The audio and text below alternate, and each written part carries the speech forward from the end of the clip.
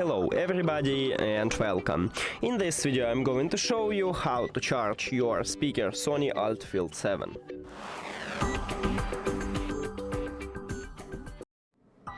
All you need to have for this is just a cable, a charging cable, what you receive in the package. Connect this cable to the power. And then at the back side we have this plug. You need to open it, and here is charging port.